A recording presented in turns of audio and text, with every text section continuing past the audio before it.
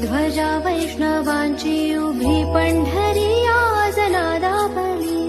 तुझे नाव ओठी तुझे रूप ध्यानी जीवाला तुझी आस गा लागली. जरी बाप साऱ्या देह भान जीव झाला कुळा बावळा.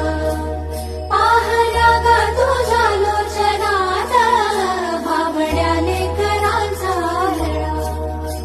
भिडे आसमंती ध्वजा वैष्णवांची उभी पंढरी आज नादाबली. तुझे नाव ओठी तुझे रूप ध्यानी